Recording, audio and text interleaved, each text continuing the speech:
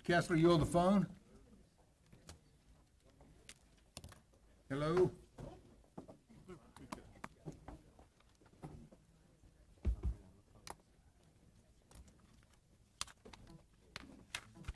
Good afternoon. Anybody there?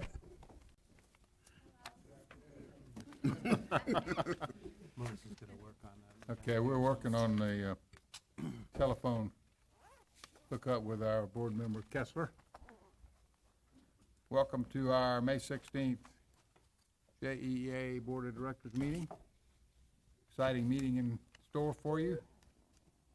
First thing we'd like to do is call the meeting to order and ask you to stand for a moment of reflection and a pledge to the flag.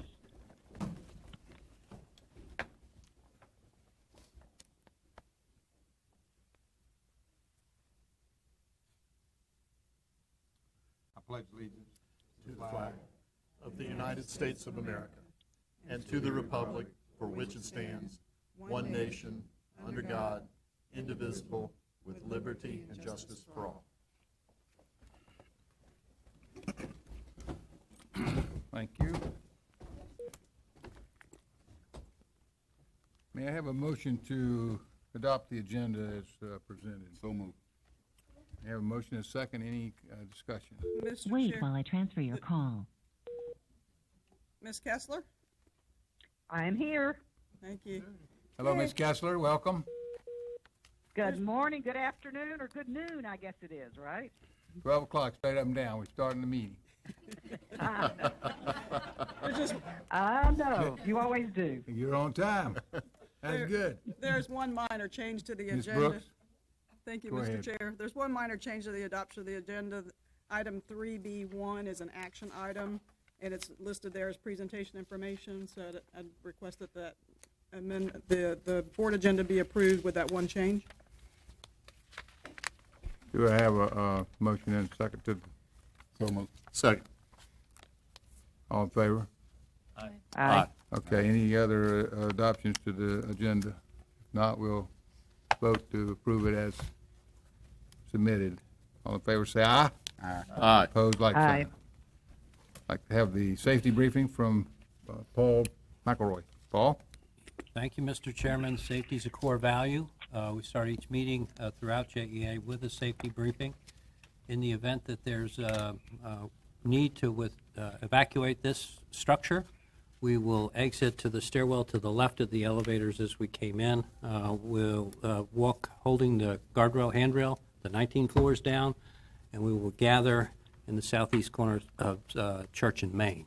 I would ask that you look after the person on your right and buddy up as we go to exit the building should we need to.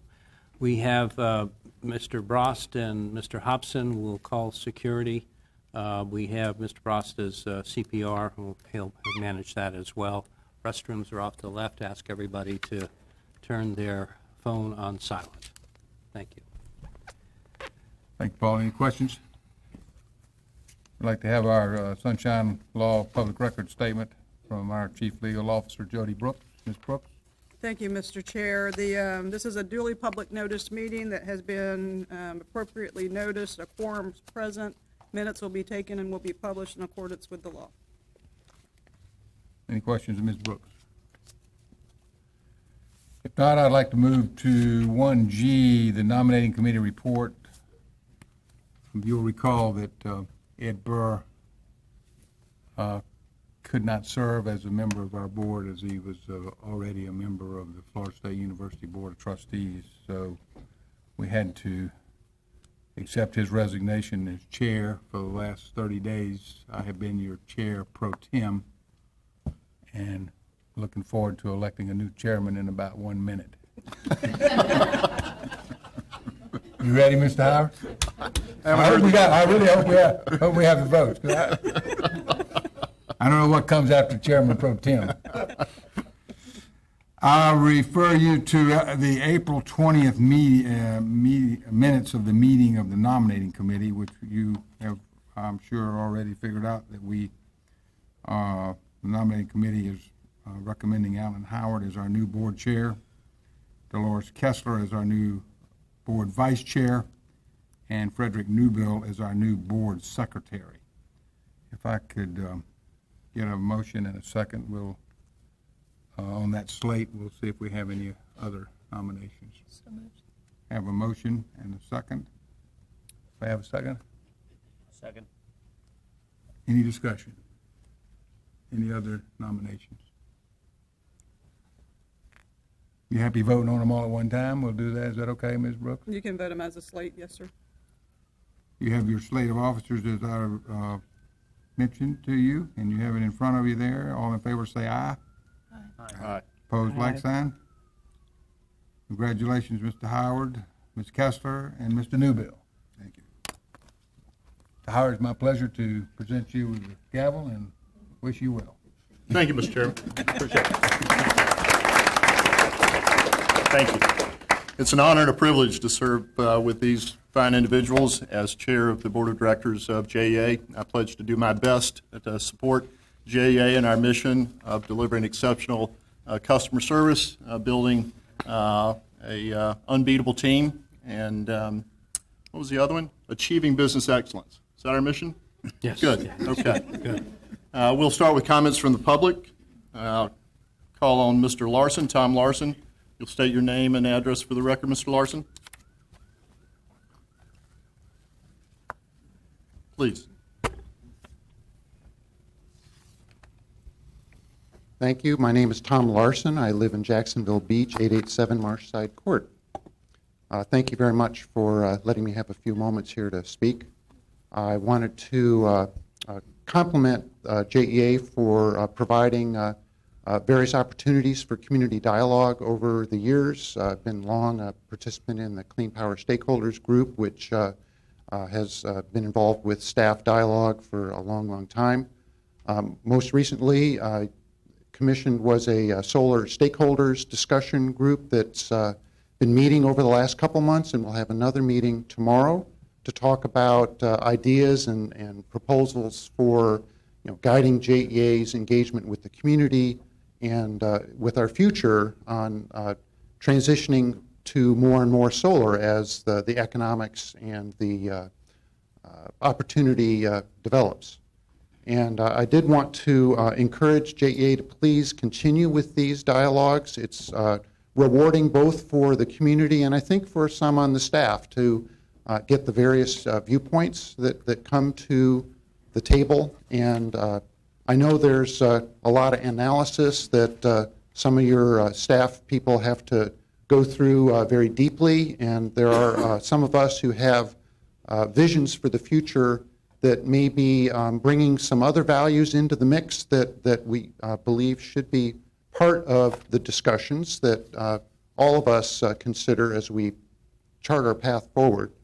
And I just want to encourage JEA to continue that forthright engagement, and particularly most of my interest has been engaged with the electric power system, and I think that we've got some great opportunities to present leadership, not only for Jacksonville, but also for all of Florida as a municipal utility of big capacity and community engagement.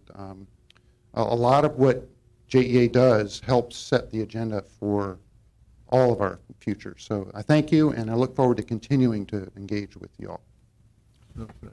Thank you, Mr. Larson. We welcome the input and viewpoints of the Sierra Club and the opportunity to engage in further dialogue. Sarah Boren. Is Boren here? You'd state your name and address and limit your comments to 3 minutes. Thank you. Good afternoon. My name is Sarah Boren. I live at 388 8th Street, Atlantic Beach. I am a local JEA customer, obviously, in Atlantic Beach, and Director of Policy and Programs at the U.S. Green Building Council of Florida nonprofit, which is, we call us a 3P nonprofit, People, Planet, and Profits. We're very pro-business. And I, too, want to thank you for engaging solar stakeholder meetings with JEA staff. USGBC Florida is making a public comment today based on what is being presented on page 4 of your board packet. We believe the word subsidy and how it is used in your board packet is a tad misleading. There are over 10 independent studies commissioned by public utility commissions around the U.S. that prove rooftop solar more than pays for its fair share of the grid and should not be considered a subsidy. If JEA really wants to pick on rooftop solar as a subsidy and call it a subsidy, then a genuine look should be given to all of the cross subsidies within your utility system, such as urban and suburban subsidizing of rural development, residential subsidizing of commercial in name of economic development, the subsidizing of vacation homes, et cetera. The public and JEA board should understand all the subsidies in an apples-to-apples manner. We are also a little befuddled by the amount that's listed in your packet of $695,000 as a subsidy for 9.53 megawatt local rooftop solar. We just don't understand how this figure was arrived at. It appears that JEA is counting bill credits as a subsidy rather than like a revenue loss or an opportunity cost, and also maybe counting fuel costs that where actual fuel hasn't been burned. So we're just asking for clarification and understanding of the calculations, costs, and assumptions behind that number.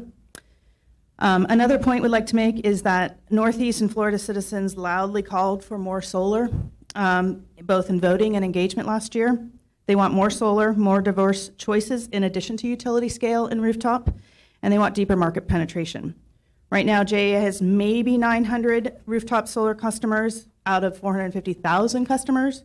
That's 0.2%. This is a very minute penetration compared to other markets. JEA's 2016 data also shows that solar rooftop customers used and paid for 3 times more energy than the solar they produced, so they are more than paying for their fair share. And JEA made 0 cash payments at the end of 2016 for net metering or overproduction.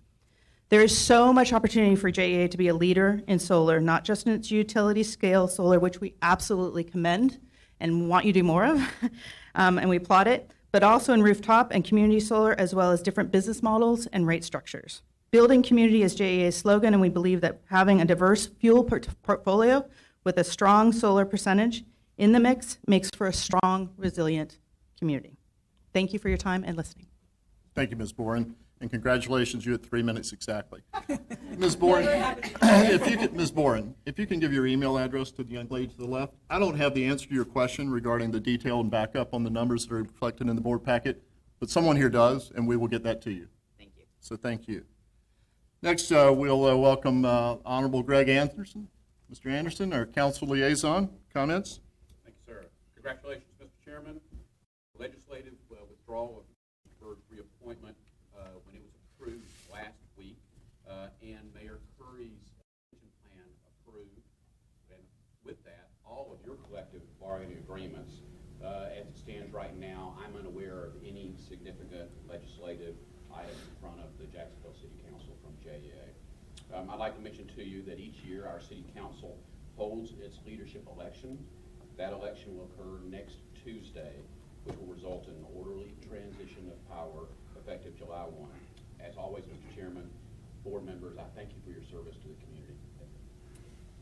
Thank you, Councilman Anderson, and thank you for the fine work of you and your fellow council members on the pension package. Very important to JEA and our employees. Thank you. Dr. Gaffney, our liaison to the mayor's office. Thank you, Mr. Chairman. Not much to report. The mayor wanted to make sure that I publicly acknowledge the appreciation to the board and congratulate you and the other officers on your new positions, and that he's looking forward to working with all of you all, continue service and keep up the good work. Thank you for your leadership. Thank you, Dr. Gaffney. I don't believe Mr. Mullins here today, so we'll move on to item 2E. Kim Wheeler, recognized for special honor.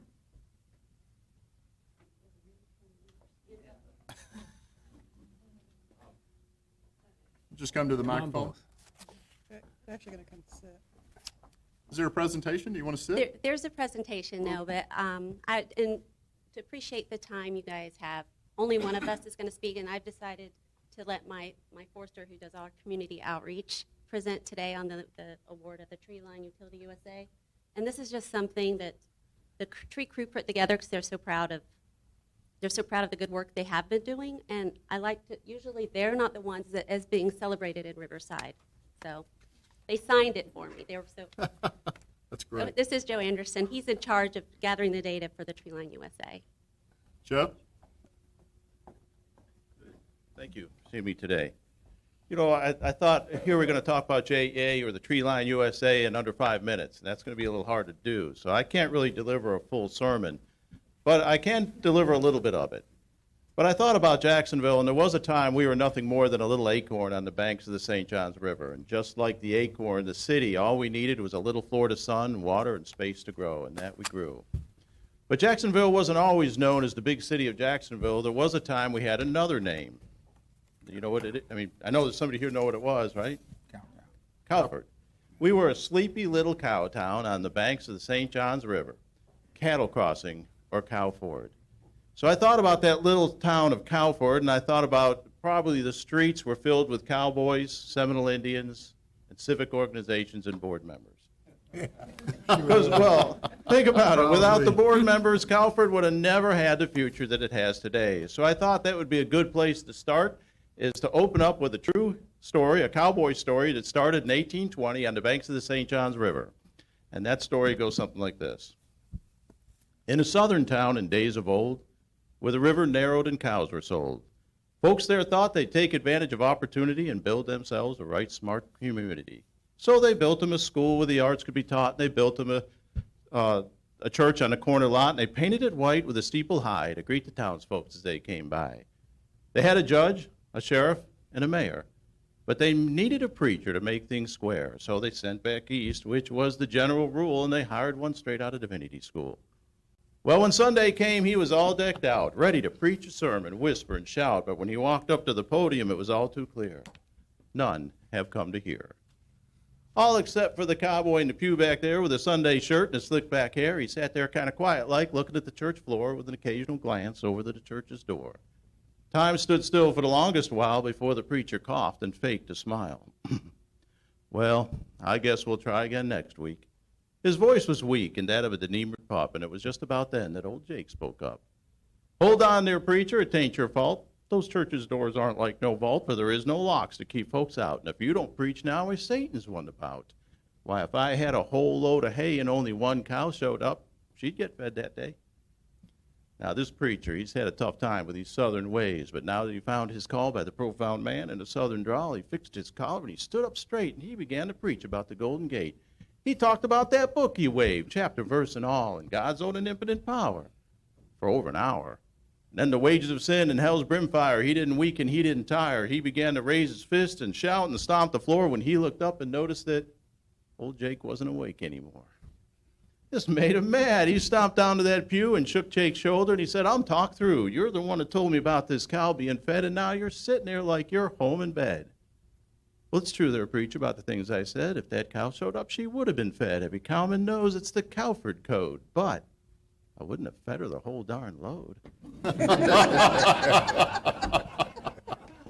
Now, I told that for a couple of reasons. One is I hope you like stories, because you're in one.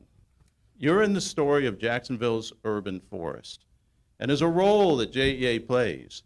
We're not unlike that preacher. We're always preaching about building communities, stewardship, and service, and making Jacksonville a great place to live, to work, and to play. And we're always preaching about that book we waved, too, of programs, policies, rules, regulations, and ordinances. And we can talk about JEA power for over an hour. And the wages of sin and hell's brimfire, and what happens if you don't trim today for power tomorrow, or if you don't prepare for the storm. These awards and these programs are in their big things. But I wanted to remind you of one thing I like about this particular award is it's about the little things. It's about the little clumps of hay that we deliver every single day. The little things that we do that drive it home, and not always about the big sermon. So I'm just going to go real quick through the 5 standards that we follow that are awarded to us by the Arbor Day Foundation and the National Association for State Foresters. One is quality tree care. We have to demonstrate that and give witness to that. We're very proud of that, is following the best practices in the industry. Also, tree worker training. This is important for us to train our own contractors working on the trees of what's the proper way to trim a tree and why, and also our linemen. Our linemen were oftentimes surprised to find out that they're working on an electrical distribution system, but a tree is a chemical distribution system, and there's a lot of similarities in how you manage the two of them. And that's one thing we're proud of, too. Also, our training is how we follow. We not only train our contractors, but we supervise them. and matrices, and we watch what their progress is and how well they're doing, and we can measure those. That's very important to us. Also, tree planting and public education. With the partnerships we have at Greenscape at Jacksonville, we have a 3-year average of planting over 700 trees per year in Jacksonville. Public education, how important is that? You know, one thing I found is that people are often not up on, or they're down on what they're not up on, and what they don't understand is a lot about trees and tree care. So we spend a lot of time communicating to our public, be it door knockers when we're trimming. We look for that opportunity. Any complaint that comes in is our opportunity to train somebody or teach and educate our public as well. That's really important.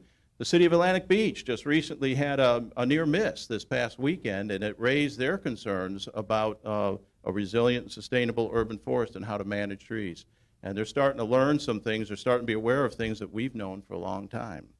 So as far as public education, your certified arborists and your foresters on staff, we might be somebody you want to speak to, and we can help you understand what it takes to manage an urban forest. Tree-based energy conservation program, that's very important as well. People understand the value of trees when it comes to the dollarized value of how they can save energy. And the last one, well, the Arbor Day celebration, we do need to celebrate what we do, and that's one reason we were given this award. So how did I do in 5 minutes? A little over, but that's all right. Congratulations, Joe. You gave what's sure to be the most entertaining report of the day. Well, thank you. I hope that's going to work in my favor. So, well, thank you. Thank you, and Appreciate what you congratulations do. on the award.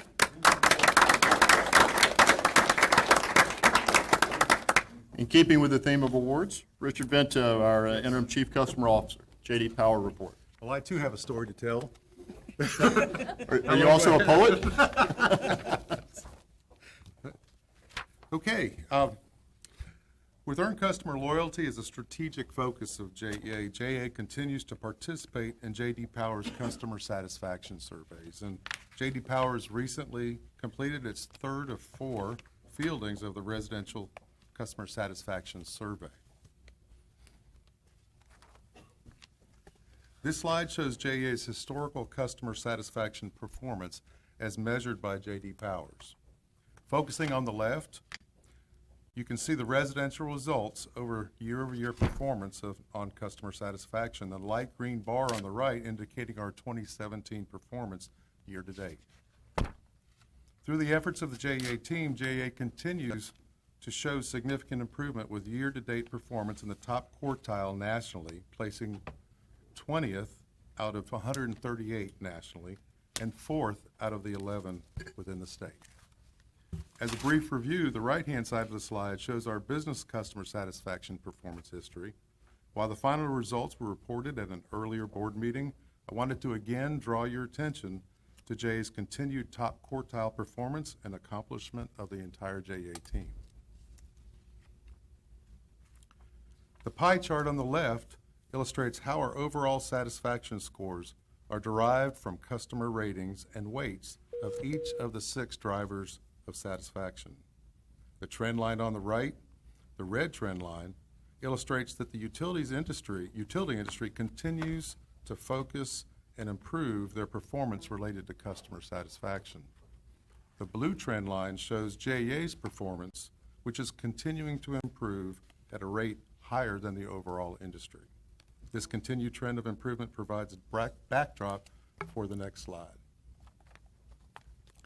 This slide shows all of the utilities that are surveyed by J.D. Powers and ranks them by overall customer satisfaction performance. The left-hand side being top quartile and the right side being the bottom quartile. When JEA started its Earned Customer Loyalty Initiative, we were at the bottom of the far right. Today, thanks to the efforts of the JEA team, we have moved past the utilities of 3 full quartiles and are now in the middle of the top quartile, a great success story. This slide shows JEA's performance on each of the drivers of satisfaction that were mentioned earlier. While we have had significant improvements in all drivers this year, we are currently in first quartile for all drivers, and we will continue to focus on all 6 drivers as our strategy to maintain our overall top quartile performance. Diving just a little bit deeper, this slide shows some of the drivers that had significant gains in performance over the past the past three surveys. For the power quality and reliability driver, and with the thanks to Mike Bross's team, our customers are seeing significant improvements in keeping customers informed about their outages and avoidance of brief outages.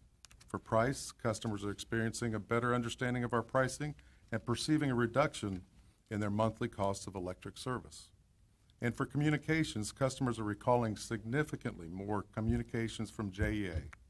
As a side note, JEA is currently ranked 4th in the nation for utility communication recall. So in summary, with our continued utility-wide focus on earned customer loyalty, JEA is continuing to outperform the industry and is in a strong position to maintain its first quartile ranking for residential customer satisfaction in 2017. Thank you, that's my report. Thank you, Mr. Pinto. Any questions? Mr. Chairman, if I Yes, may. please. 2 points. I think the last one there, in terms of communication, I would point out to the past Chair Pro Tem that sometimes it's the effectiveness of the way you spend your dollars, not the amount of money that you spend for your messaging. So compared to others in our service territory who spend enormous money in terms of communication. Yeah, we actually vary within 1/10 of a point between our FPL. We will surpass FPL at some point in time, but we are. But 4th in the nation out of the Yes, 4th in the 138. nation, Yes. Thanks, Paul. Thank you. Secondly, Mr. Vento, Yes, sir. I want to, before the board and really publicly, thank you for your service. Richard is retiring in a couple of weeks. Richard stepped up and has fulfilled the Chief Customer Officer on an interim basis for the past 5 months, doing a remarkable job for us and the community. Prior to that, Richard spent almost a decade working together with me. We formed the entire conservation programs, incentives, low income, demand response, and our electrification program. Richard retires after 34 years of service to JEA, and so thank you very much.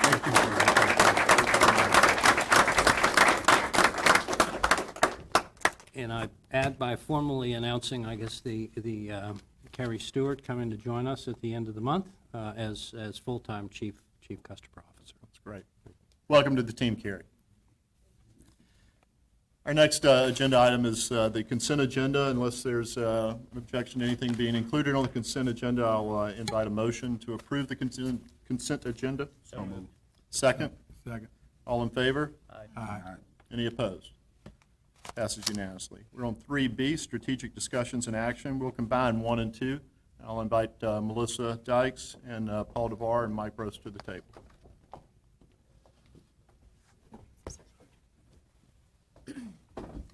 Good afternoon. Good afternoon. If you'll flip behind tab 3B1, I'll briefly walk through the term sheet that's included in this package of information, the geography of the definitive agreements that have been negotiated, and the remainder of the content that's included here. In terms of structure, Paul DeVar will present the valuation opinion that'll be rendered by JP Morgan in connection with this transaction, and Mike Bross will talk about the operationalization once this and if these documents are approved by the board today. As you'll recall, in March of 2017, staff presented a term sheet that had been negotiated with Florida Power and Light for the shutdown and termination of the joint ownership agreement with the St. Johns River Power Park. We are returning back to the board today with the definitive agreements that have been negotiated with FP&L that codify the terms that are contained in the term sheet that were negotiated. There's several handouts that are included at your seat. One is a list of key transaction documents. It's got blue on the left-hand side. That gives you some geography for the agreements that have been negotiated. The asset transfer and contract termination agreement is essentially the governing agreement for the collection of agreements that are included in your board package today. The rest of the agreements that are listed on this page are exhibits to that ATA. The services management agreement, which is the second one listed on that sheet, essentially lays out that JEA will be responsible for managing the dismantlement and remediation of the St. Johns River Power Park site. The transmission service agreement and the shutdown assignment and assumption agreement are two agreements that will be executed at shutdown. which govern the termination of transmission services and the assignment of certain financial assets at shutdown of the St. John's River Power Park. The joint ownership agreement termination and closing assignment and assumption agreement are both executed at closing, and closing under this package of documents means at the end of remediation when the 20% ownership interest of FPL is actually transferred back to JEA. And those two agreements will govern that transfer, and the bill of sale is included with that. If you'll flip in the package to the term sheet itself, it's following the next page in the package. It's in the first page, looks like that. What we've provided in your package is a comparison of the term sheet that was actually provided to the board in March against where we actually ended up in the definitive agreements, including the section reference and page numbers associated with each of the terms that were negotiated in that term sheet. For the most part, there were no substantive changes against the term sheet that was presented to the board in March, included in the definitive agreements. There were a couple of minor changes, and primarily that accrued to the benefit of JEA, or that improved the clarity of or simplicity of the documents that were negotiated. And I'll just highlight the changes that were included. On page 2 of the term sheet, there is a change in the consideration amount. The original term sheet listed $89.13 million that would be paid to JEA on shutdown. The new amount that's included in the documents is $90.4 million. FPL had a preference not to include a true-up for the amount that's required to defease the debt associated with their portion of St. John's River Power Park, so they're going to gross fund that escrow, and any earnings in the escrow will accrue to the benefit of JEA. The dismantlement and environmental remediation sections were both simplified. At the time that we negotiated the term sheet, we had not completed our analysis of which portions of the power park site we would retain as part of our JEA operations and connect to the Northside facility. The conclusion of that analysis is that we would only be retaining the substation and the railroad tracks, which greatly simplifies the split of costs associated with dismantlement and remediation. So those two sections have both been simplified. To simply say that Florida Power and Light's responsible for their 20% of the expenses, which is commensurate with their 20% ownership interest in the facility, and they'll retain 20% of the environmental liability associated with power park operations going forward. There are no other substantive changes or non-substantive changes to note against the term sheet that was provided in March. If you'll flip to the last page of the term sheet, which is on page 8, there's a list of examples of items that are included in these definitive agreements that were not specifically spelled out in the term sheet. The term sheet was not meant to be comprehensive. It was just meant to capture the major business points. And so there is a fair amount of information that got captured in the documents that was not specifically included in the term sheet. That concludes my summary of the documents that are in front of you for consideration today. I'd like to ask Jody to weigh in from a legal perspective on the comparison of the definitive agreements against the term sheet that was presented. Yeah, thank you, Melissa. And I have been in concert working with Lathan and Watkins, our outside legal counsel, reviewed every one of the documents, was part of the negotiating team to get to this point. I have reviewed and been part of the team that negotiated these agreements, and I will form approve each one. I believe they're legally sufficient, but if you have questions about any of the language, or looks like Mr. Howard may have a couple of things, please feel free to ask. I'm sure everyone at the table read every word of these, just like I did. I only had one question. So with the increase in the cash payment to avoid the true-up on defeasance of the bonds, what's left? Is it just the material and supplies estimate, that inventory? What's left for reconciliation and true-up? The materials and supplies That's inventory. it, just the materials and supplies. Mm-hmm. Okay. Is there any, I'm sorry, does anyone else have questions? Kelly? Hussein? Melissa, can you just walk us through, just because I know there's a lot of numbers, just a high-level sources and uses for this transaction, of what we're getting in and where it's going? Sure, I'd be happy to. Or that question actually might be better answered as part of Paul DeBar's presentation, which Okay. I'll give in just a minute if that's okay with you. That's fine. As far as from the contract perspective, if we don't have any other specific questions dealing with the contract language, we'll move to I believe that your questions might get Hold addressed. on. There is a chart. Yes, it is. and he's going to go through that. On the closing conditions, is there any perceived risk of PSC or FERC objection? At this time, none of the parties expect there to be any risk around approval, but approval, of course, lies with the Public Service Commission. It is a condition of closing. Right. Yeah. Okay. So we don't anticipate an objection. Not at this time. Anyone else? Questions about the contracts? Kudos to your team and to Latham and their team.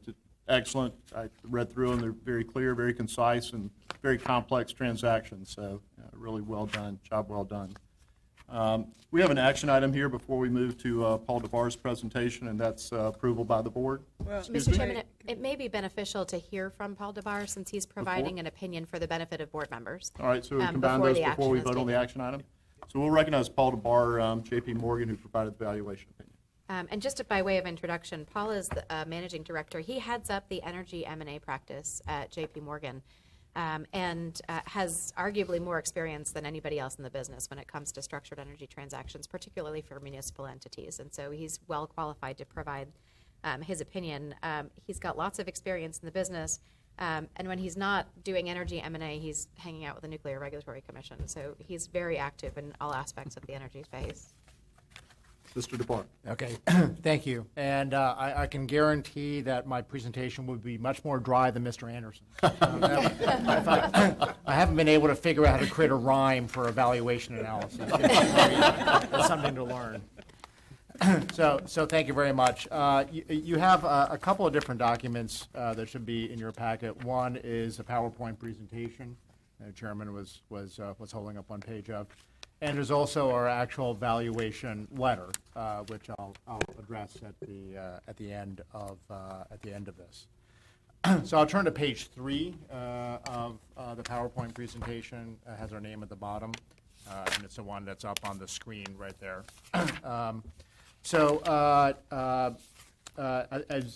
As you know, you all announced a tentative agreement with FPL back in March regarding a potential transaction around Power Park.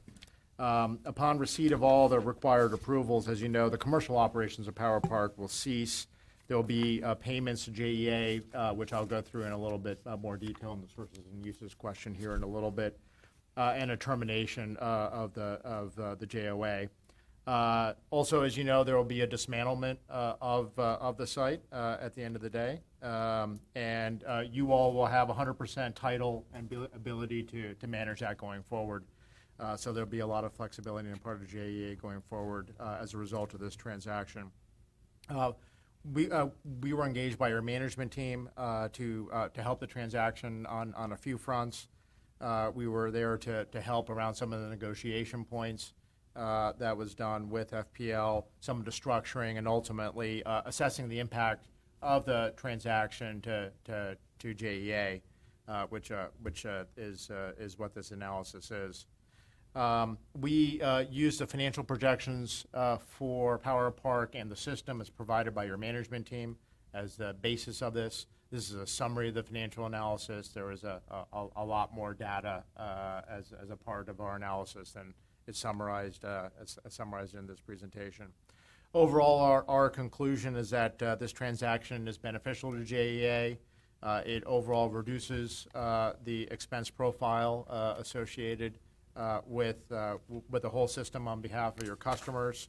It lowers fuel rates. It avoids base rate increases, which I think is a very important aspect of this potential transaction. It also eliminates underutilized generation assets, which I think will be commented to subject to any of your questions. And I'll go through the actual quantification of that here in a couple of pages. Flipping to page 4, this is a transaction summary. I won't go through this page in detail, but in summary, as you know, the core part of the transaction is that FPL stake of 20% will be sold to JEA, that there will be an early termination of the existing power purchase agreement between JEA and FPL, and there will be payments and coverage for their proportional ownership stake and the liabilities associated with dismantlement and remediation. And there will be a defeasance of debt.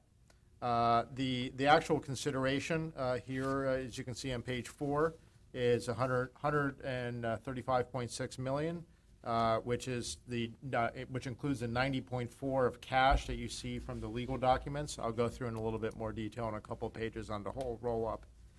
And there's a number of conditions of closing with Melissa already commented to on the legal front, which I won't go through in detail. Page 5 has a transaction rationale. I think we touched on a number of these points. Most importantly, at the top of the page, on page 5, it reduces revenue requirements associated with any charges to customers.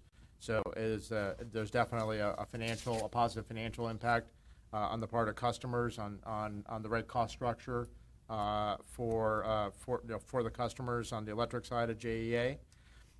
It helps increase asset utilization across the rest of your generation fleet. It obviously has an environmental impact given the fuel type associated with the transaction. And as mentioned, the whole footprint, 1,000-acre footprint for a power park is going to be now completely 100% in your control for whatever decisions are made in the future.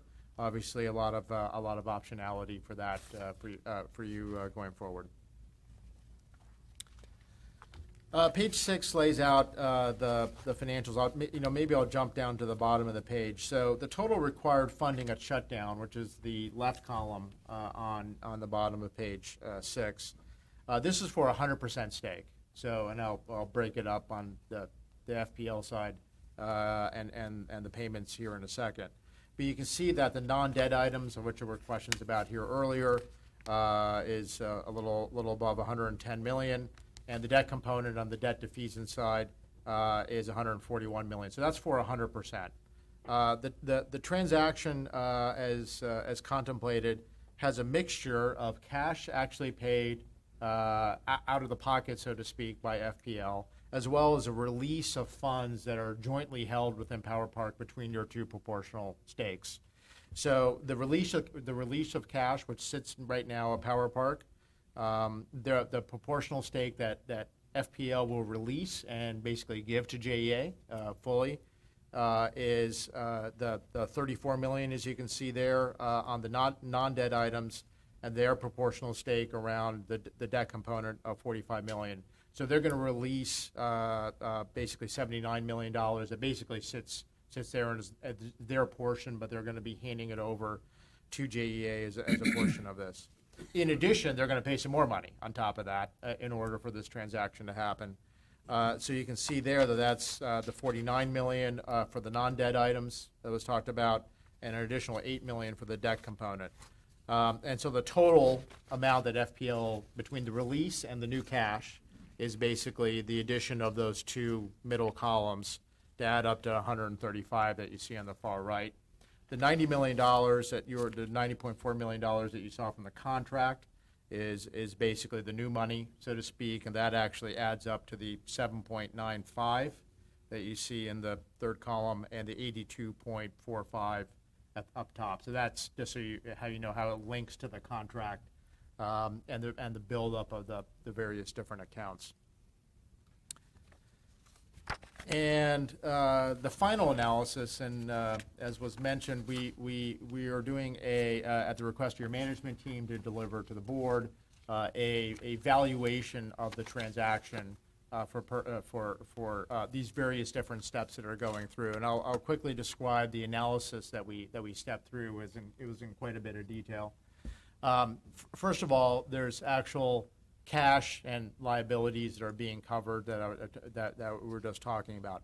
But in addition, as a result of shutting down the power park, the whole stack of the generating fleet will be, and exactly how power is going to be produced and what fuel is going to be purchased is going to be different. So because the resource mix and where it's generated will be different. So the whole system will be run differently. And we did an analysis of not only the financial terms associated with what we just went through, but also the impact to the whole system as a result of your portion of not getting power, and also the costs associated with Power Park, and basically generating power or purchasing power from elsewhere.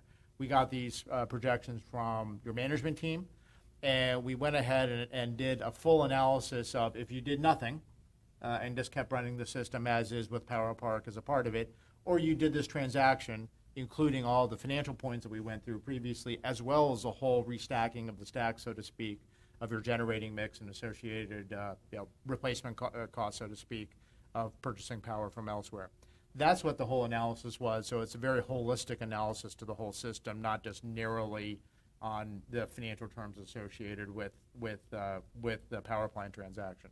So if you look at this chart on page 7, there's a reduction in the purchase power fuel cost. So that's basically the fuel operating costs associated with Power Park that you would have normally incurred between now and what had been planned for the life of Power Park. So that is reduced, obviously, because you're no longer running Power Park. There's also an O&M reduction, obviously, no longer running Power Park. You have a reduction in O&M. And there's also a reduction in CapEx that you would have planned under a non-transaction basis at Power Park. On the other side, you have to replace that power. And once again, with the projections of your management team, what the replacement costs associated with getting the power that you would have used or produced from Power Park, that's a negative, right? That's an additional cost that you have to do. And then there's some minor changes around the fuel stabilization fund and a small cash payment. You can see here that there's a net benefit. We did a valuation range with our analysis. The range is actually in the box at the top of the page of what the net benefit. This down below is the midpoint of our range in our analysis that we did. And you can see here that there's quite a large net benefit to JEA and the customers of about $460 million as a result of this transaction over the life of the difference, so to speak, between doing no transaction and doing this transaction. So that's the summary of the analysis. And then I'll say one final thing, and glad to take questions. You have a copy of a valuation opinion, a very standard financial advisor letter that you may have seen before in other situations, in which we actually delivering a signed letter on behalf of the firm of what our valuation analysis is. So this is the formal legal version with this backup on the presentation. So the valuation range that I just referred to is actually the numbers that are in the written opinion form. Thank you, Mr. DeBar. We'll start on this side. Hussein?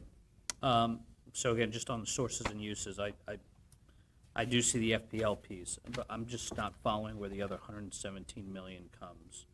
So I see the FPL sources, I see where it's going, and I apologize if I missed this, but can you walk me through the other 117 million that it takes to shut down? I assume those are JEA funds. Yeah. So the difference between the FPL shutdown payment to us, Correct. right, which is on the far right, versus 100%, that is correct. Okay, so that 117 million, the sources for that are what?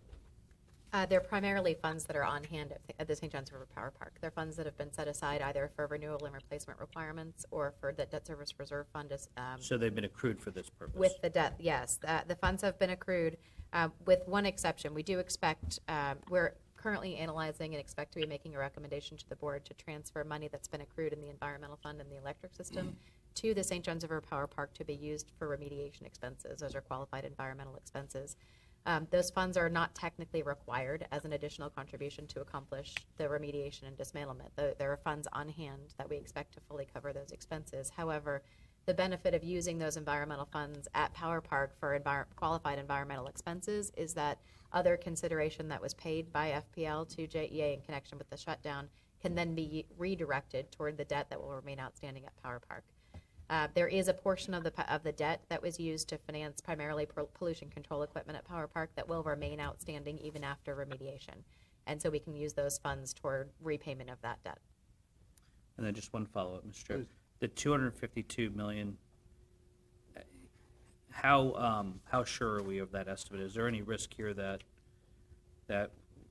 we do this deal with FP&L, we get the 135 million, but the cost to shut down, there's some unexpected things that come up that drives that cost up that we'll be liable 100% for? In terms of liability, through the shutdown and remediation period, FPL remains liable for payment of their 20% in accordance with their ownership interest. So no matter what we find on the site, they're required to pay 20% of that cost, and we're required to pay 80%. And again, that's in proportion to our ownership interest of the site. That's what we'd be required to pay, whether we shut it down today or 10 years from now. The comfort that we have is that we have environmental professionals that have reviewed the Power Park site, both on JEA staff and on FPL staff, to come up with the initial round of estimates associated with the cost of dismantlement and remediation. We don't know with certainty what the cost is going to be perfectly clear about that. We do not know. That's part of the scope of what we're going to accomplish through the remainder of the year that Mike's going to talk about in just a minute. But we have a good idea based on the experience of the professionals that have reviewed it, and these numbers reflect that the best guess essentially of what that cost is going to be, both of the dismantlement of all of the structures that are on site and the environmental remediation that will be required on site.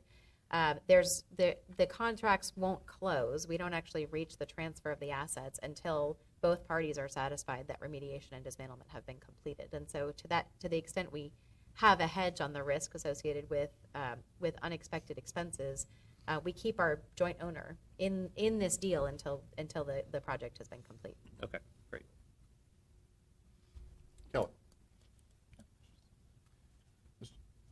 Mr. Petway?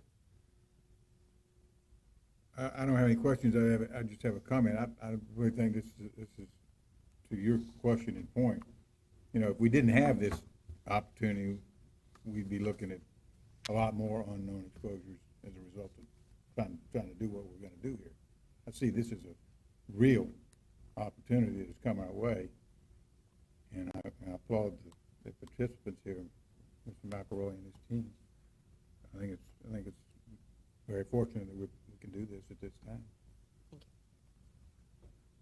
Reverend Newbill?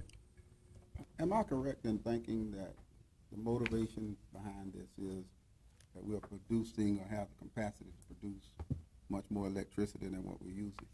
Yes, sir. Or can foresee using? Yes, sir. Okay. I had a couple of questions. The total transaction benefit that you show, Paul, is different than the number that the board was given in March. And I think that it may relate to the difference in the assumption over the life of the project. Could either Melissa or you address that? That's a great question. When staff did our similar analysis to the analysis that's laid out on page 7 of what JP Morgan provided, we essentially used a shorter time period. We looked at running the facility up to 2022, which is the end of the joint ownership agreement, and assessed the value of the transaction based on that shorter window. Even with the shorter window, it's still pretty significant present value savings. When you stretch the window out over the term that JP Morgan considered, those savings only get larger. So you went through the 40-year life of the project on the JP Morgan? It was through at least what we're guided as a potential shutdown. I think it was around 29, if I remember correctly. It was in that time frame. So it was about 5 years longer that we had projected of how you might run it, beyond 2022. But it still had a shutdown, point. So there was a terminus, but it was much shorter than 40 years. Thank you. Also, Mr. DeBar, did you identify any adverse or mitigants to the transaction rationale and sort of justifies the positives of this transaction? Did JP Morgan identify any negatives associated with the transaction as part of its analysis? No, I mean, one of the things that we debated, and obviously one of the drivers, is really natural gas prices. In theory, I mean, I think a big driver of this is actually this last page, which is the difference in purchase power costs between alternatives. Right now, power costs are effectively driven by natural gas prices on the stack, whether your system or the wholesale system in general, because that's the marginal fuel price. In theory, if natural gas prices go up, it would have to be very significantly, and/or coal prices would drop very significantly. It could go to zero in terms of the net benefit. And so we certainly debated that. It's a very complicated analysis to restack a stack in a whole power area to actually do that. So that's a risk. We didn't quantify it given the complexities, but it would have to be very material changes in natural gas prices and coal prices in order for this not to have such a positive value here. That 638 million in projected fuel costs is all natural gas-based assumption? Well, it is based on the wholesale prices in your own generation. So it's a big complex. The power markets are a great microecon case study because you can draw a supply curve and point out power plants and exactly what the costs are. And the challenge from an econometric point of view is that the stack gets restacked in terms of the priority of power plants. Effectively, power prices are a mixture between what you generate power for, which is actually quite easy to calculate with an assumption on fuel, but also purchasing some power from the market, and that's actually a bit more complicated to do. But once again, in general, the answer is yes, it is driven by gas prices. Mr. Chairman, if I might comment Please. on that as well. There is a trade-off to doing this transaction, and one of the trade-offs is we do expect higher fuel price volatility. There's some mitigants to that. The first is we're expecting more volatility because essentially we don't have an extra power plant. We had a whole extra power plant, and we wouldn't have a whole extra power plant after doing this. But we also retain a fair amount of solid fuel generating capacity so that our mix is still extremely diverse. Between Northside and Plant Shearer, we've still got about 800 megawatts of solid fuel generating capacity, which can help mitigate some of the price changes on the natural gas side and offer a built-in price hedge, even without the extra power plant. So we do expect some more volatility, but way more than offset by the operating and capital cost savings. Melissa, have you done any projections on the impact of this transaction on our debt service coverage ratio? I know on the electric side, we're still not down where we want to be on our peer group like we are on our water side. Yes, we have analyzed this transaction in the context of our financial projections going forward, and this will benefit our coverage ratios. And Mike, in terms of loss of this and some uncertainty around Vogtle, which I'm sure Paul will speak to later, any concerns about our generation capacity in the fleet? No concerns. We're good. Okay. There's plenty out there in the market, and we're still in good shape. And even if whatever happens with Vogtle, it's only 200 megawatts, so no concerns. Very good. Yep. Well, this is a very significant transaction. I appreciate the thorough work done. I'll open it up one more time for questions. Anybody, any other questions before we put this to a vote? I think Mr. Bross was going to walk you through that timeline. You can vote, and then I can do that last piece, or the other way around, whichever. Anybody hear on the timeline? Let's hear on the timeline. Yeah, real quick. Just a quick run through the operational aspects of where we go from here in the timeline. As Melissa indicated, given board approval here this afternoon, the first two agreements will be executed, the asset transfer and contract termination agreement and the service management agreement. That'll get us moving. Later this month, FPL will file with the Public Service Commission. They're waiting on our decision to go ahead and do that, and they do have a FERC filing as well. We will then basically operate the plant for the next 7.5 months as we approach shutdown. We'll ensure the plant continues to operate safely, reliably, compliant as it has for 30 years. So we will be making megawatts through December 31st. Along the way, we are doing an environmental audit. We kind of touched on some of the risks earlier. We'll do that this year. We'll also put in place two contracts, one for the dismantlement and a separate one for the environmental remediation. Those will be set up and ready to launch January 1 or at shutdown. We're using January 1, 2018 as the shutdown date. It's a significant milestone. The money changes hands. There's more agreements that get executed, and that will be the last date of commercial operation and the first date of the dismantlement and remediation. We expect the projects to last. They'll go along in tandem. Expect them to last about 12 to 18 months. And at the conclusion of that, and during which time we still have an 20% equity partner in town with FPL all the way through that period. At the end of that period, we go into closing. Until we close, FPL still owns 20% of the plant, in essence, and including the property. So I know there's some interest in redevelopment and doing something with we got 2,000 acres, if you recall, out there, and we'll want to hold on to some of it, but it'll be 2 years before we're ready to cut FPL loose and have sole ownership of the plant. And I think that's all I had to cover. Any questions for That is our Mr. plan. Brooks? Ms. Sang? Mr. Betway? No. Are we ready to vote? So moved. Mr. Cumber's made a motion, Reverend Newbell's made the second to approve the transaction documents as presented. Any other discussion? All in favor, aye? Aye. Aye. Any opposed? Approved. Thank you all very much. Great job. Thank you, Mr. DeVar. A lot of work. Thank you. Thank you. Well Mr. done. Chair, if you don't mind, I would like to call out Larry Pinkstaff. He wasn't recognized earlier, but he was instrumental in getting these documents to the board under his leadership. He was put in charge of getting us to this point, and I want to thank Larry. Personally, I want to thank him for the assistance and all the documents. Very appropriate. Thank you, Larry, and the entire team. Thank you very much. Okay, Mr. McElroy, monthly operation and financial review. Yes, sir, Mr. Chair.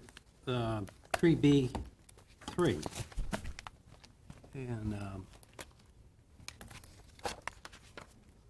I'll walk us through the report. And then just to set this up, for the record, we produce monthly financial statements and financial and operating reports that are disclosed and included in the monthly package.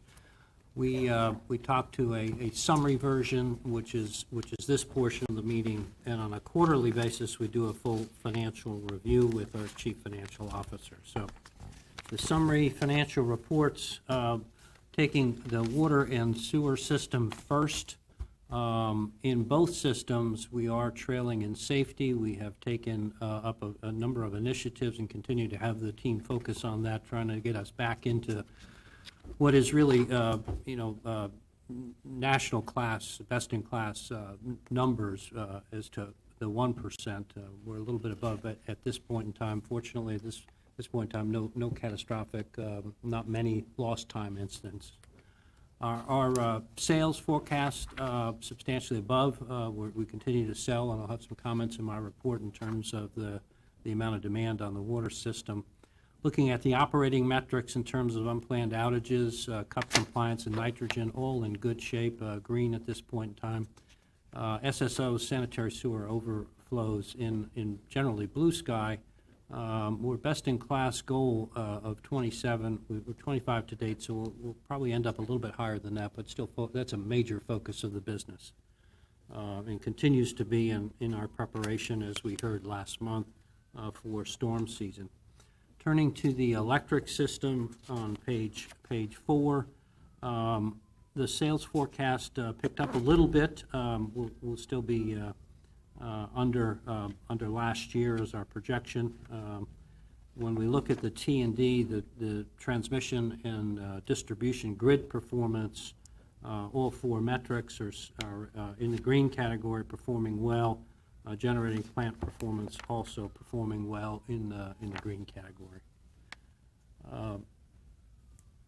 Mr. Vento discussed earlier the customer experience scorecard metrics, and I won't go over that. We did talk earlier on the net write-offs, and we'll get something out in terms of the activity there. I generally, when we see some movement on a percentage basis, it's usually either we've gotten a recovery or we just haven't had a charge-off in a year-to-year comparison, but we'll get the detail to the board.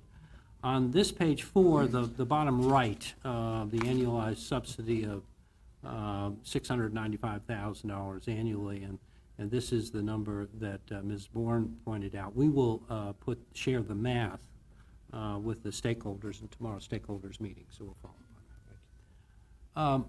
Looking at the overall financial results, cost metrics, I'll jump really right to the debt service, liquidity, and debt to asset, all in the green categories in both systems, water and sewer. Cost metrics, we're really close on the electric system. We've got about a nickel to make up there for the remainder of the year, and we'll be watching that. It'll be heavily dependent upon sales as well as tight cost control. Same story in the water and sewer. Water performing well, sewer right on the cusp of achieving the annual goal and objective. We are funded debt reduction, $216 million in electric, $77 million in, according to plan, in water and sewer. And that concludes my summary report. Any questions? Any questions for Mr. McElroy? Hearing none, we'll move to item C on the agenda, open discussion. Under Florida's Government in Sunshine, we don't have an opportunity to talk with one another, so the former chair and Chair Pro Tem institute a policy of open discussion among the members of the board. Questions, comments, items for discussion? Mr. Petway? Just a comment and a request. We have an opening on our board, and another mayor and Jessica Laird is appointments executive is looking for recruiting and trying to find us a seventh member. So if anybody has any suggestions, they might think about calling Jessica. Good point. Any other questions, comments, editorial remarks? No? You're doing a fine job so far. You told me well. New business. Old business. Thank you. All right, let's move on to reports. Ms. Flanagan. Thank you, Mr. Chairman. Our Finance and Audit Committee met last week. I will cover a summary of what was completed during that meeting. In addition, there is one action item for the board, and we will hear from Ms. Dykes a summary review of the budget assumptions for fiscal year 2018. We took reports from Audit Services on their quarterly update, as well as the Identity Theft Protection Program Fair and Accurate Credit Transactions Act Annual Risk Assessment. We received a quarterly report from our ethics officer, as well as quarterly reports from Treasury on electric system and water and sewer system reserve fund quarterly report. We received our JEA Energy Market Risk Management Policy report, and we confirmed our next meeting for August 7th. The action item to bring to the board with the recommendation of the Finance and Audit Committee is an addition of the State of Florida Local Government Surplus Funds Trust Fund to our JEA investment policy. And that is a recommendation from our committee. Okay, did you want to speak to the change in the investment policy that's being proposed, Melissa? I'd be glad to. Please. Okay. We presented to the Finance Committee earlier this month a recommended change in the investments policy to include the state pool as one of our permitted investments. Our staff has done an analysis of the state pool, looking at the permitted investments within the pool, the liquidity position of the pool, and the oversight and policies of the pool, to make sure that it's an appropriately risked investment for us to put short-term funds into. At this point, given the risk profile of the pool, the performance of the pool, and the yield that the pool has been able to achieve, we recommend adding this to our investments policy with a permitted investment limit of 10%. We were previously in this pool, and it had some liquidity issues. Now we're thinking about dipping the toe back in. That's a great question. We were in the pool, and they did indeed have liquidity issues. So while we got 100% recovery of our funds that were in the pool, it was not over the timeline that would have been ideal in terms of funds recovery. Since then, they've had a change in management of the pool and a very significant change in the pool's investments policies. So liquidity was one area that we were very interested in making sure that we were comfortable with, and we analyzed that and are comfortable with the liquidity position of the pool. And what's the advantage of being in the state pool as opposed to our other investment options? It provides another avenue for diversification of our investments, and right now the state pool's yield is exceeding the yields in some of the other investment funds that we're in. Thank you. Any other questions before we ask for them? Well, let's go ahead and ask for a motion. Move approval. Thank you. Thank you, Mr. Conbert. Any other questions or discussion on this recommended change in the investment policy? Okay. All in favor, aye? Aye. Any opposed, nay? Aye. Passed unanimously. Thank you, Ms. Kessler. Okay, anything else for Ms. Flanagan? Ms. Dykes, if we have a moment an opportunity. Is going to walk us through a summary, high-level understanding of the fiscal year 2018 budget assumptions. Thank you. Okay, there we go. I'd like to walk board members through just a quick summary, the first few pages of the budget that was presented in detail to the Finance and Audit Committee at the May meeting. There's a presentation that's included with this Finance and Audit Committee agenda item. And I'm going to walk through a couple of the PowerPoint pages that are included in the presentation, and I apologize for the small font of what's displayed up on the screen in front of you. But I do want to start with page 8 of your presentation, which is essentially it summarizes our entire budget for fiscal year 2018. Before I get into the numbers, though, I just want to comment quickly on process. We are knee-deep in budget season at JEA. So this entire budget has been presented for review and comment by the Finance and Audit Committee. We will incorporate committee feedback plus feedback from board members at the meeting today into the final budget that's presented for the board's consideration in June. The board will be asked to take action on the budget in June, after which it will be forwarded to City Council for review and approval. We expect Council's action on that budget in September. Our budget for fiscal year 2018 is a $1.9 billion budget. I'll start with the electric system side of the budget. You do see a decrease in overall revenue budget for the electric system comparing fiscal year 2018 to fiscal year 2017. That decrease is driven by a sales assumption that's not changed. We have the same sales assumption built into the budget, but we did have the overall bill decreases for customers that were part of that rate restructuring that we did earlier last year. And that's the reason for the overall decrease in revenue that's expected to, next year. We have no change, again, in unit sales, but we do include a weather contingency. In any given year, weather's the single biggest driver of sales. So trends are driven by other factors, but we provide that contingency because of the unpredictability of weather. No change in the fuel rate expected for 2018, remaining at $32.50.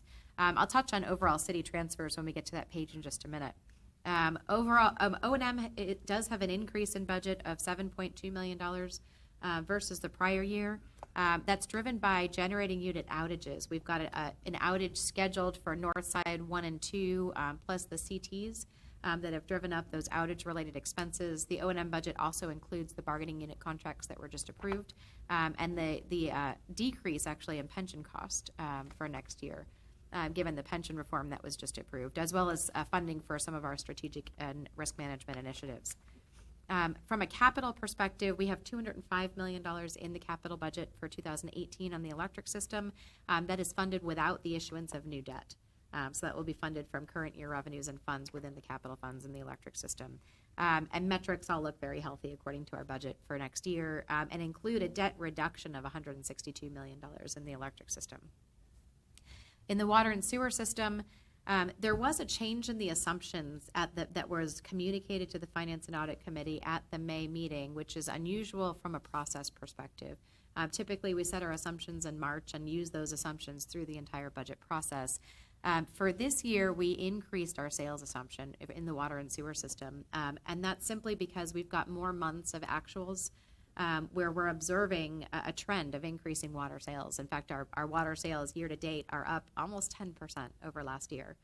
And so some of that is driven by drought conditions, but it's reflective of sales assumptions that really needed to be adjusted for budget purposes. So we've made that adjustment recommendation in this budget that's included in front of you. So it's a 13% overall increase in water sales. Reclaimed sales for budget purposes are assumed to be up to 224% versus last year's budget. And that's a reflection both of the significant increase in reclaimed water sales and also the sort of a miss from a budget perspective last year on reclaimed water. We knocked it out of the park on reclaimed sales, which was a little unexpected. No pricing changes expected for next year. O&M is up $10.1 million over last year's budget, which does include, again, those bargaining unit changes and pension changes, as well as funding for our strategic initiatives. Capital is budgeted to be $237 million in fiscal year 2018, again, funded without the issuance of new debt in the water and sewer system, and including some funding for capacity expansions, which are really needed because of the increase in water and sewer volumes. On the debt-to-asset ratio, I'll point out in the bottom right-hand side, our debt-to-asset ratio is budgeted to be 48% at the end of next year, which is a very, very significant milestone for the balance sheet of the water and sewer system, and includes that $51 million budgeted debt reduction. Can I ask you to pause right there? Any questions on the budget summary? Okay, thank you. The next 3 pages are just graphical representations of what we've just talked about, and so I'll go through them very quickly. This is a comparison year to year of the electric system by expense category. Before we get into the electric system, though, some statistics on overall JEA. We've got a $1.9 billion budget. We're generally about 11% people. We're about 11% O&M. Nearly half of our budget is capital related. It's either capital expenditures or debt service. And the balance is government transfers. We're almost a quarter fuel, and the balance is government transfers. So it gives you a sense for how our expenses break down over the whole organization. This page simply shows the year-over-year budget changes. I won't walk through all of them. I'll just note a couple of them. The debt service expense is lower because of the St. Johns River Power Park retirement and the debt retirement that's associated with SGRPP. And the O&M bar in this chart is also lower because of SGRPP expenses. Flipping to the water and sewer breakdown, we provide a similar chart for water and sewer. The capital percentage of total water and sewer budget is 62%. This is an extremely capital-intensive business. So between capital and debt service, it's 62% of overall bills. O&M is up just a little bit, but does include some money set aside for the sewer resiliency program, which has been underway. And as with electric, the salaries and benefits bars reflect the bargaining unit and pension changes. Just to wrap up, on the next page, there's a government transfers comparison showing over time how our transfers to government have changed. For next year, we are budgeting $245 million in transfers to the city of Jacksonville. That's up $6 million versus the budget versus the forecast for fiscal year 2017. That significant increase is over the minimum increase in our contract with them and is driven by sales. Because we do expect those higher water and sewer sales. The bottom 2 lines on this chart before the total reflect transfers to the state of Florida in gross receipts tax and sales taxes. Any questions on the budget for fiscal year 2018? No, ma'am. No? Thank you. Thank you. Kelly? No further questions, just a big thanks to Melissa and her team for the amount of work that they put into this. Thank you, Ms. Dykes, and thank you, Kelly, to you and your committee for all of your hard work as well. Oh, gosh, I may be next. So the Government and Legal Affairs Committee report is included. We met on December 13th. The minutes are in your package. We also met just last week, again, and received an update on from our government relations and legislative consultants on local, state, and federal issues. There is one recommended action. As you know, JEA is considering some real estate transactions regarding our corporate headquarters and campus. It was determined under the Chair Pro Tem that that's an appropriate board oversight function to roll up under the Government and Legal Affairs Committee because it touches on both of those areas. So there's an action item included in your board package for a charter amendment to the Government and Legal Affairs Committee, which would make that the Government, Legal Affairs, and Real Estate Committee. So if you'd take a moment and look at that if you haven't already, we'll be seeking a motion to amend the charter of that committee. I hear a motion? So moved. Second. Okay, we've got multiple moves and seconds. You decide. Any questions or comments regarding that proposed change? Hearing none, all in favor? Aye. Aye. Any opposed, nay. That's approved. We also received a litigation update from Jody Brooks as our chief counsel. A no material litigation report. That hasn't changed, right? That's correct. It's a good report. So that was all for the Government and Legal Affairs Committee report. Mr. McElroy. Thank you, Mr. Chairman. 4 quick points. One, just to inform the board that we did have a very thorough utility-wide hurricane exercise 2 weeks ago. It was an exercise that lasted the full week. Each morning, we gathered for a couple of hours and exercised a simulated storm that hit Jacksonville. We ratcheted it up a little bit this year in terms of it was a little higher level than Matthew. It caused or called for us in the simulation to evacuate these buildings. So we really addressed some business continuity plans and identified some challenges and some improvements. One of which for business continuity, the structure that we're in right now certainly would be a challenge going forward at a storm of any magnitude of Matthew and just a little bit more. We did exercise jointly with the city. So the city EOC and JEA together simulated the storm and worked through the process through the week. And according to Steve Woodard, the EOC director for the city, who's got certainly a national reputation in EOC matters, it's the first time he's aware that an electric utility has simulated a storm exercise with its resident city. So another first for the county and the city's EOC in working with us. In this case, we did not include the beaches. We had Atlantic Beach in ours, and then we did simulate some of the beaches in terms of, but not directly with the government there, just with the local. That's a good improvement, though, for next time. We should bring them in from a notification standpoint. We did well. We had to remove ourselves from business here, and we set up out at SOC, System Operation Control Center, out in the western part of the county. It was rather cramped quarters, but we got by. We identified, again, a couple of challenges with business continuity that we'll be addressing in the upcoming next number of months in our planning process.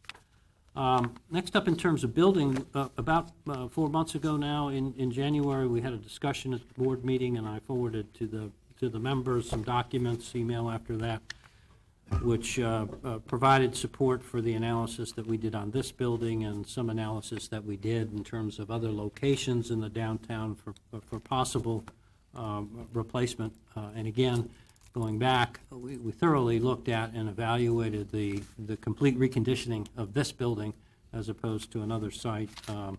And so we've made some progress in talking with the city and looking at and identifying a couple of parcels and honing in on one in particular. We're starting to really exchange ideas and getting close to really a potential transaction that we can bring to the board. So I would like to just sort of set that up for potentially next month, that we may have an opportunity for us that would sort of identify a parcel within the downtown core that would allow us to go ahead and start the process through a thorough evaluation. Certainly the environmental testing would have to be done to make sure that the site was available. We understood the cost involved with that.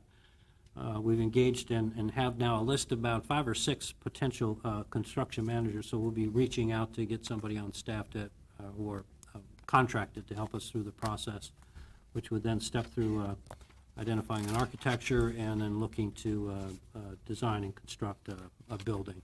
And we believe right now, in terms of what we've looked at, in terms of the cost of actually demolishing or even retrofitting this building, a double move back and forth, it makes economic sense for us to look new. And we can provide more detail maybe next month when we look closer to the parcel of land.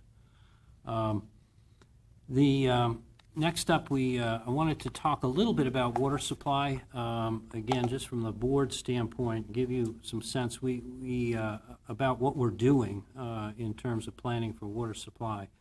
We've talked about this a number of times in various reports over the last number of months, and we did have some media coverage a couple of weeks ago. And we'll tell you that overall, the consumptive use permit for our service territory is sufficient to meet our needs. There are certain parts of the service territory, some of the grids, and so, for example, the south grid, the south and east of the river, is a little closer. It's on the edge in terms of the cup versus the north and west, where we've got capacity. So we are seeing significantly more usage, and what are we doing about it? We're addressing really in sort of the short, mid, and long term a number of activities that look at the demand side as well as the supply side.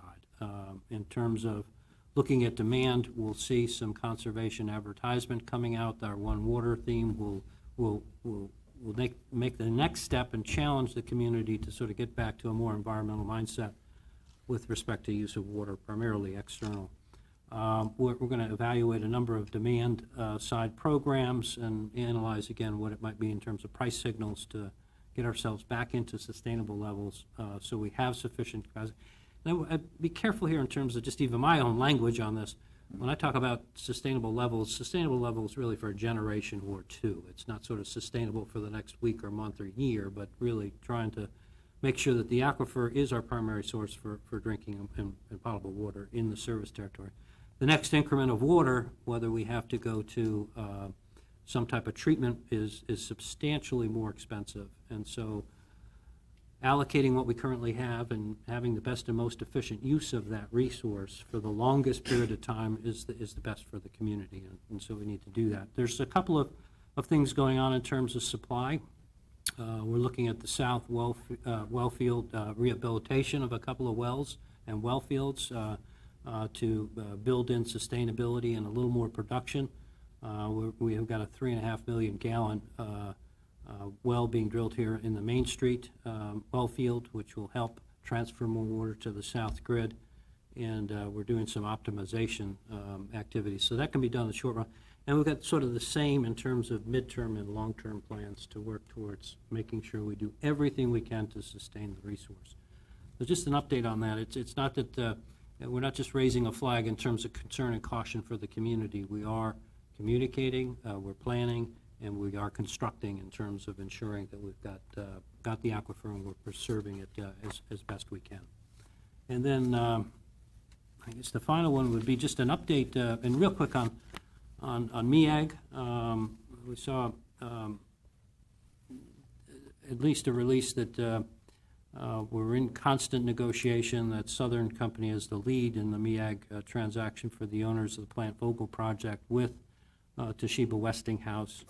There's been an extension of the underlying services agreement to June 3rd, and continue to work there.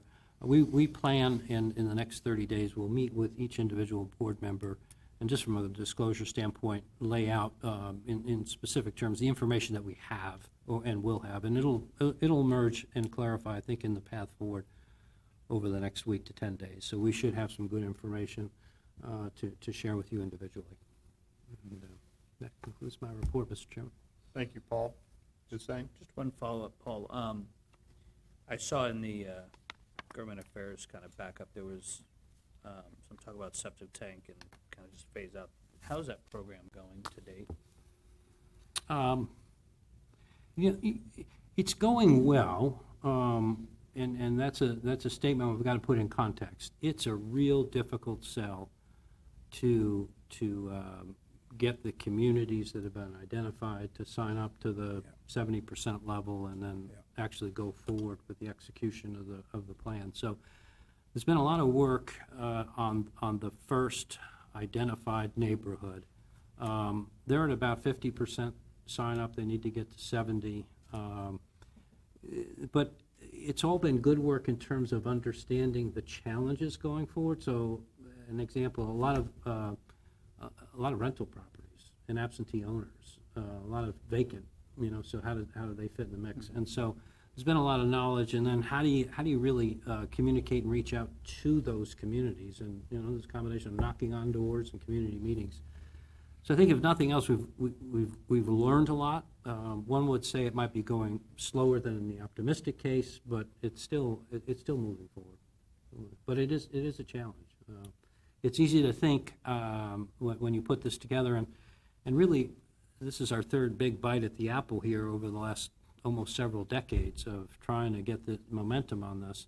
One would think that the offer of essentially a free connection would drive people to sign up, but there's still some resistance to that with the bill afterwards that comes after it, because you're connected to the system and then you have a monthly bill, and today they don't. So. A real problem. Any other questions for Paul?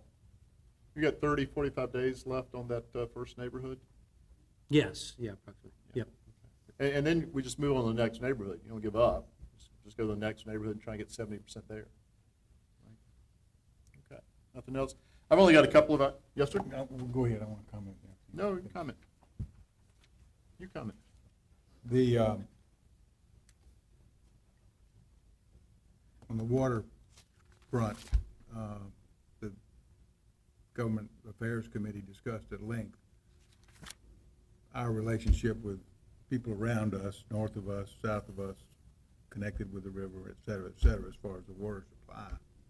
One key piece of that is St. John's River Water Management. And we don't have anybody from this area, believe it or not, that's on that board at the present time. They're all gubernatorial appointees.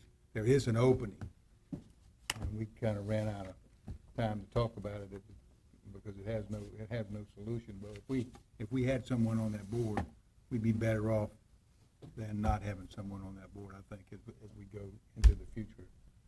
And Mike Hightower is working on that, and if you can come up with a good candidate for that appointment, I think the governor would agree that we ought to have a member on that board from this area. So it's kind of up to us to be a little assertive and come up with a good prospect.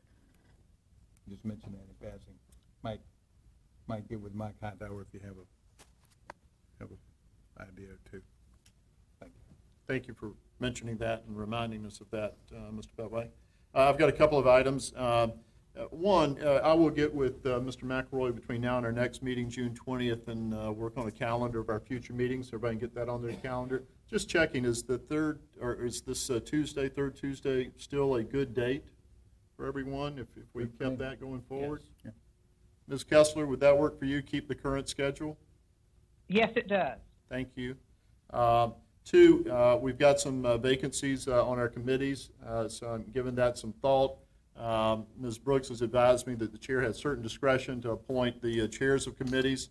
I've appointed Mr. Petway to serve as the chair in my stead at the Government, Real Estate, and Legal Affairs Committee. And we'll be looking to round out the rosters of those committees in light of the vacancies we have now. We've got a resolution in regard to those vacancies I'd like to read into the record and ask a motion to approve. This is honoring Edward E. Burr, whereas Edward Ed E. Burr served as chair of the Board of Directors from March 21, 2017 through April 18, 2017, and as vice chair of the Board of Directors from November 30, 2015 through March 21, 2017 during JEA's rise to the position of number one in the J.D. Power Commercial Customer Satisfaction Survey for the South Midsize segment, and whereas he also served during JEA's rise to the top quartile in the J.D. Power Residential Customer Satisfaction Survey for the South Midsize segment, and whereas he also served as a member of the Finance and Audit Committee from November 30, 2015 through April 18, 2017, where he provided great guidance and counsel toward achieving JEA's improved bond credit ratings for the electric system and increasing water and sewer bond credit ratings 2 notches to AAA, and whereas his unique insights and broad knowledge have helped guide JEA's strengthening of its financial position by enabling JEA to execute a rate restructuring that will save JEA and its customers $100 million over 8 years, and the launch of a residential demand pilot rate, both of which will benefit JEA and the community it serves financially for years to come. And whereas he served as a member of the Government and Legal Affairs Committee from February 16, 2016 through April 18, 2017, and whereas his business acumen and market knowledge provided informed support for JEA to close the St. Johns River Power Park to the benefit of all residents of Northeast Florida, and whereas his business leadership and community wisdom have profoundly enriched the JEA board and senior leadership team, and whereas his dedication to high ethical standards and appreciation for all things JEA by this consummate professional have been and will be missed by all in the JEA family. Now, therefore, be it resolved by the Board of Directors of JEA that it hereby expresses its deep gratitude and appreciation to Edward E. Burr for his lasting contributions as a member of the Board of Directors of JEA. I hear a motion. So moved. All in favor? Aye. Resolution unanimously adopted. Thank you to Mr. Burr. One more. Honoring Thomas Petway, III. Whereas Tom Petway, III served as chair of the Board of Directors from November 30, 2015 through May 16, 2017. overseeing JEA's rise to the position of number 1 in the J.D. Power Commercial Customer Satisfaction Survey for the South Mid-Size segment, and whereas he oversaw JEA's rise to the top quartile in the J.D. Power Residential Customer Satisfaction Survey for the South Mid-Size segment, and whereas while serving as chair, he also served as a member of the Finance and Audit Committee since November 30, 2015, overseeing JEA's improved bond credit ratings for the electric system and increasing water and sewer bond credit ratings 2 notches to AAA, and whereas his focus and calm professionalism have helped guide JEA's strengthening of its financial position by enabling JEA to execute a rate restructuring that will save JEA and its customers $100 million over 8 years, and the launch of a residential demand pilot rate, both of which will benefit JEA and the community it serves financially for years to come. And whereas he has also served as a member of the Compensation Committee and the Government and Legal Affairs Committee since November 30, 2015, overseeing JEA's performance pay programs and its union contracts ratification process, as well as negotiation of JEA's city contribution agreement, and whereas his foresight and decisiveness have provided the impetus for JEA to close the St. Johns River Power Park to the benefit of all residents of Northeast Florida, and whereas his leadership, business acumen, and wisdom have profoundly enriched the JEA board and senior leadership team, and whereas his good humor, dedication to high ethical standards, and appreciation for all things JEA by this consummate gentleman and professional have been and will continue to be enjoyed by all in the JEA family. Now, therefore, be it resolved by the Board of Directors of JEA that it hereby expresses its deep gratitude and appreciation to Thomas F. Petway III for his lasting contributions as chair of the Board of Directors of JEA. Do I hear a motion? So moved. Second? Second. All in favor? Aye. Thank you. Honoring you, sir. There you go. Thank you very much, everyone. I've enjoyed every minute of it. All right. My last comment is I want to get these over with in 90 minutes because I appreciate and respect all your time. We're 10 minutes over. It was a very important meeting today. If there's no other business come before the board, adjourned.